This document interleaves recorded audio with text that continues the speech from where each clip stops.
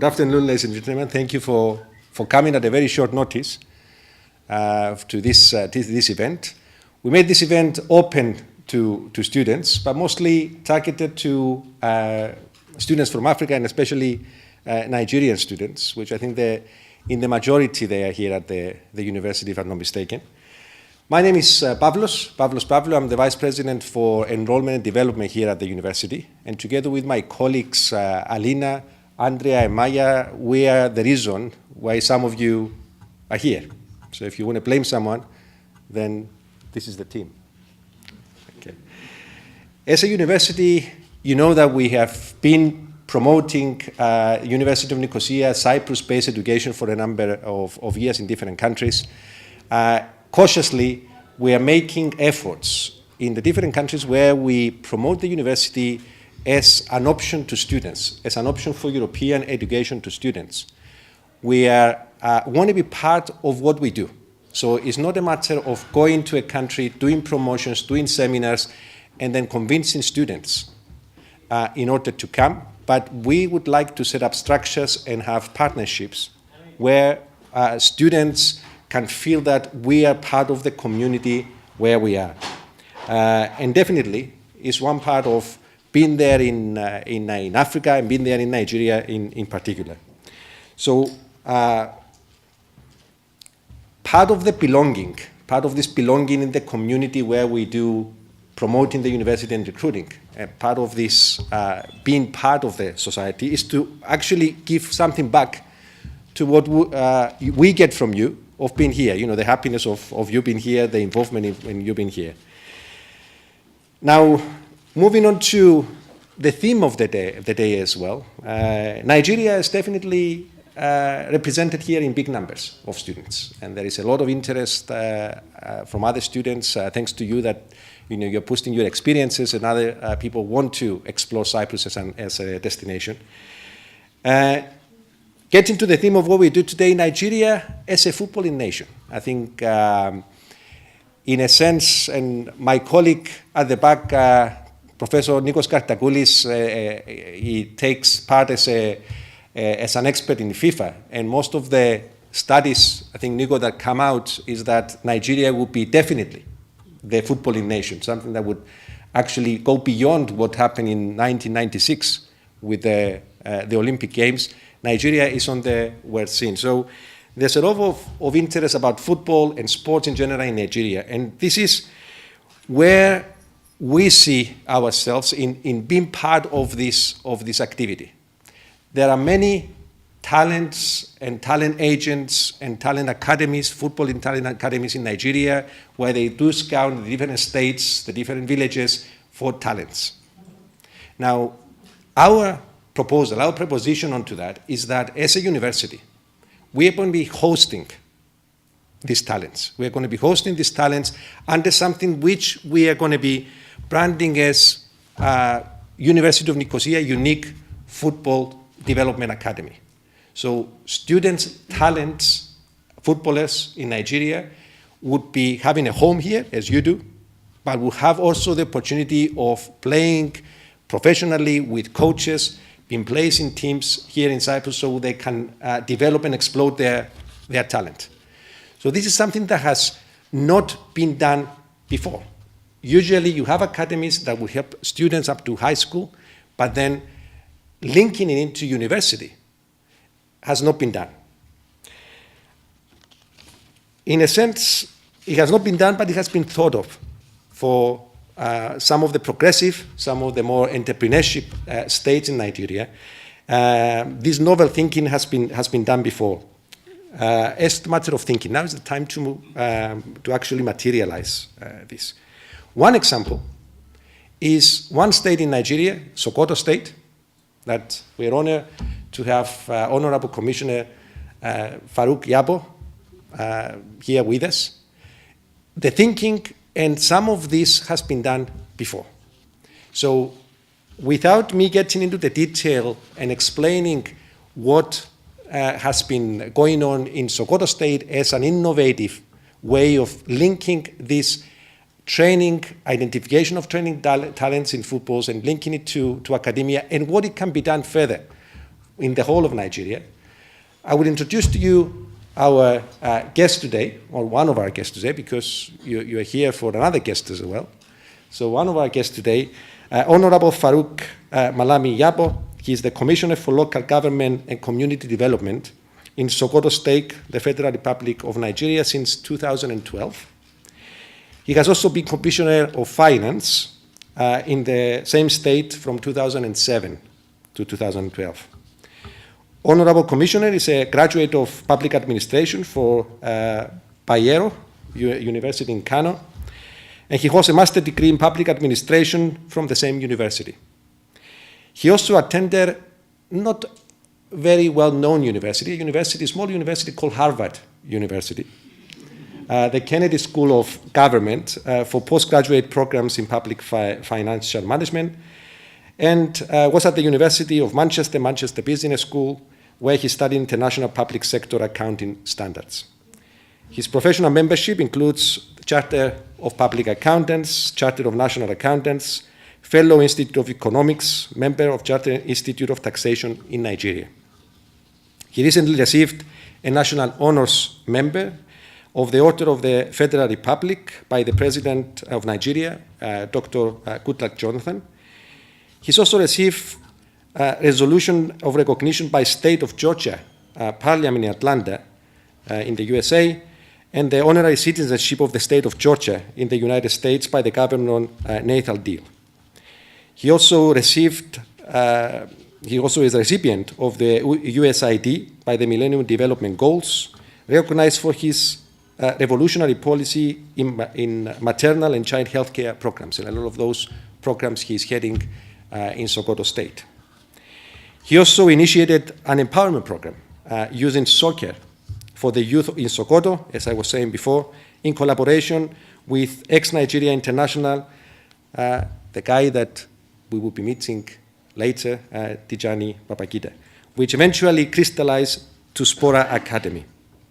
One of the beneficiaries of this program, Usman Mohammed, is now the captain of the Nigerian under-29 national team, which I think is called the Dream Team as well.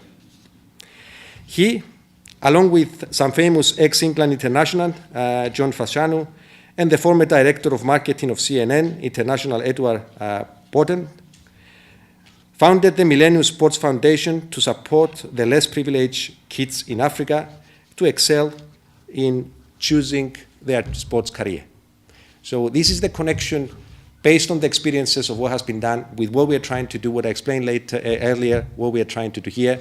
And I would invite Honorable Commissioner to just give some of his experiences of what has been done in Sokoto.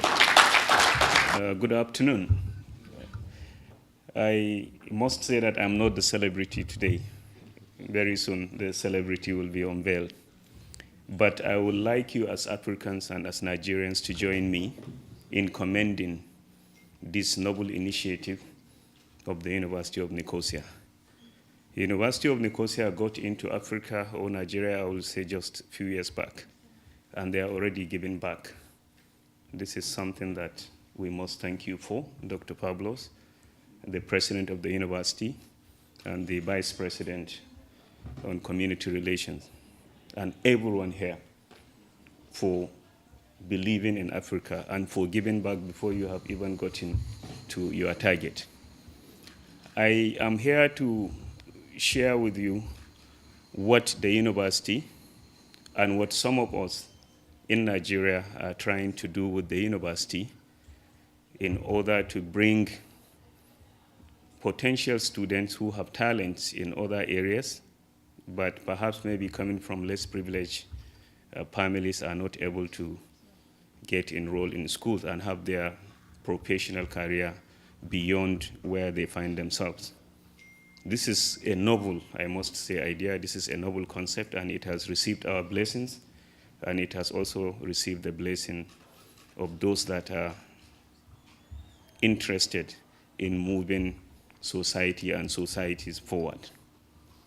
In Sokoto State, our simple model, when I was the Commissioner for Finance in 2007, we got Tijani Babangida. Everyone here knows who Tijani Babangida is. He played for Nigeria, of course, Olympic gold medalist, and one of the few people we have from the north. You know, Amokachi, of course, is from the north, Obi Mikel from Jos, and Garba Lawal. But when he came to Sokoto, my ministry and the state government decided that we should use him as a role model to mop up the unemployed youth on the streets, and at the same time giving them the opportunity to showcase their talents and perhaps get to where they want to be. And that simple idea worked. So we got Tijani in Sokoto for 18 months, and he worked with all the 23 local governments we have. He was able to get 300 boys. It was not just about soccer. He was able to share his own story, how he started, and how he picked his bag and went to Mina to play with Niger Tornadoes. And while he was doing that, the national team invited him to play in All Africa Games in 1991. And that was the turning point. And so is the same story with all the players that we have. But the product that University of Nicosia is inventing, which we are proud to be part of and to be recognized with, is something very, very unique. One, they are going to sponsor talent identification in Africa. There will be, of course, potential students and talents from all over the world, but they are giving us that unique priority to take 70% of the slot, which I will thank you once more for this wonderful opportunity.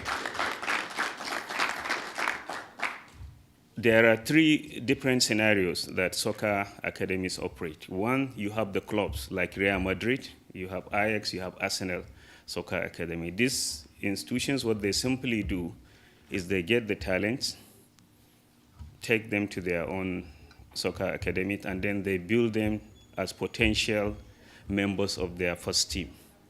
Then you have also those that are doing this on commercial basis, and we have seen a lot of scouts that have taken a lot of soccer talents to European destinations, to Asian destinations, and to so many destinations. And once you are not able, either because of psychological or physiological reason to make it, you will end up being dumped.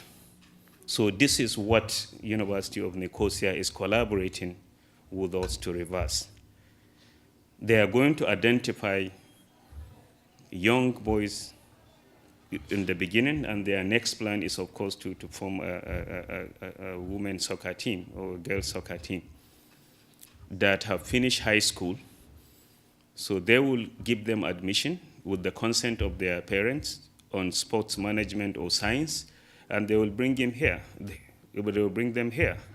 If they are able to make it well and good, those students and those successful talents that have been identified that will eventually make it will know that they now have obligations to their communities, that someone has done something. Because if I can say here, 99% of you probably are not state-sponsored. You are here from the pulse of your parents. And we have sponsored so many students, but not in the University of Nicosia as a state in Sokoto State. We have over 1,000 students that are enjoying the state scholarship. We spend over $20 million a year to make sure that we send students so that they can bring, one, the exposure and courses that are not available in Nigeria and in Nigerian universities. But the most important thing is that exposure. And we're having a lot of issues with students who are going to our conventional state and federal universities, because when they do the aggregate, $10,000 plus upkeep that you pay for a student, you can keep other students in public schools in Nigeria, maybe about 5 or 6.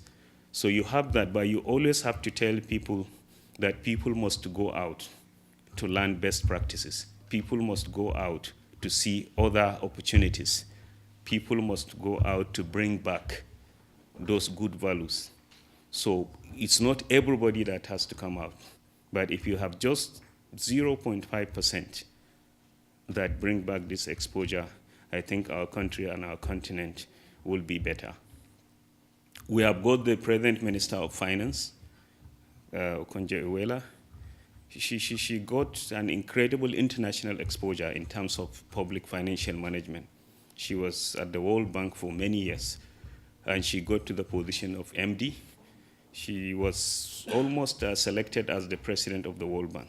But now she is the Minister of Finance and the Minister for coordinating the economy.